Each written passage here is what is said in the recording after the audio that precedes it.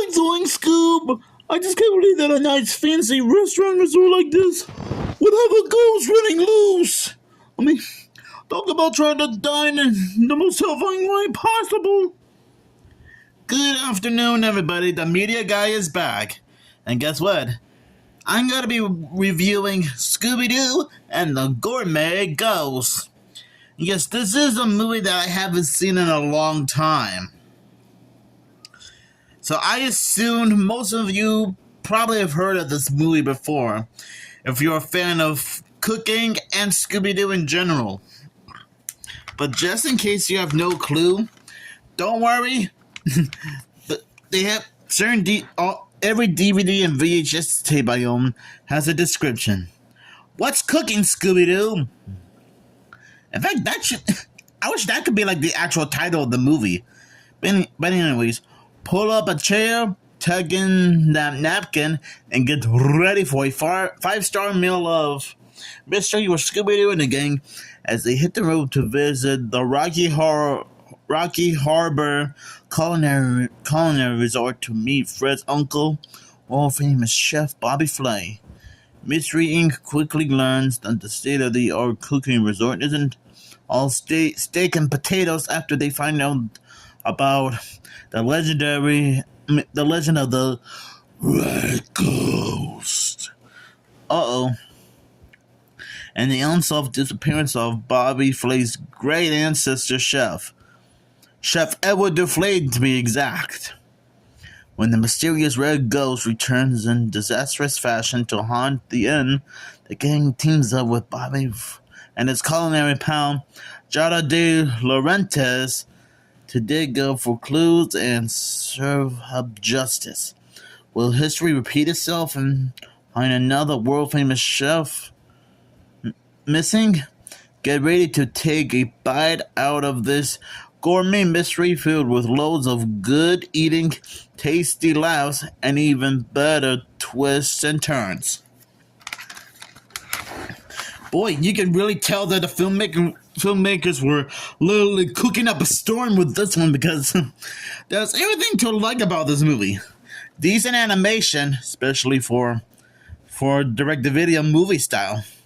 We already know that Scooby-Doo and the gang are still very popular in the Hanna-Barbera animation community. It has a great plot to follow with a beginning, middle, and end. It is neat that both Bobby Flay and Fred Jones are somewhat related. Like I admit, this is like the type of place Shaggy and Scooby like to visit because if you know Shaggy and Scooby-Doo, no matter what mystery they solve, they're always the hungry type of the group. And well, the Rocky Harbor Culinary Resort feels right at home for them. Because for the Shaggy and Scooby, it's like food heaven.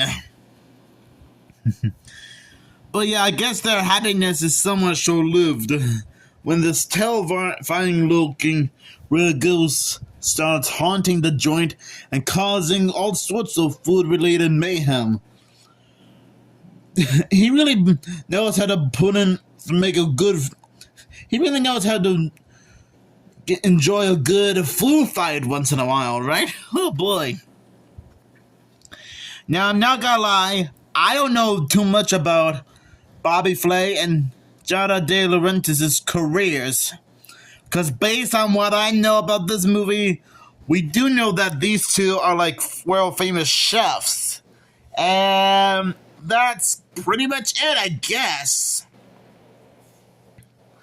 Because like I said, I just don't know too much about these two, other than them appearing in this movie. But what I do know is that they are real-life celebrities. And I guess, yes, this is another one of those crossover-type movies, which is probably giving off the new Scooby-Doo movie's vibes. But you know what? Something tells me I should have done a lot of research about Bobby Flay and Jada de Laurentiis and see if they are like world-famous chefs. I mean, to be fair, the movie makes it clear a few times before. So yeah, It is actually cool that we get to learn a little bit of a history lesson about Bobby's ancestor, Chef Edward Chef Edward DeFlay, who mysteriously vanished while trying to cook up some food, which really seems to concern everybody. Oh boy! So I'm guessing this was like a historical mystery that hasn't been solved until later on. Now I'm not gonna go into like spoiler mode here because I assume that some of you have not seen this movie before. But I'm guessing some of you guys watching this video might have seen this movie before a couple of times to already know about the history of Chef Edward's cooking skills and his strange disappearance. And I'm not going to reveal who the red ghost is. But I gotta admit, the red ghost here sure is quite menacing. I mean, he's like a mix between the green ghost from A Night of Fright No Delight and Morgan Moonscar from Scooby-Doo on Zombie Island, but a bit more terrifying like. Actually, you know what? He kind of reminds me of the Crimson Cloak from Scooby-Doo and Batman, The Brave and the Bold. Which is kind of funny considering how this movie was released a few months after Scooby-Doo and Batman, The Brave and the Bold.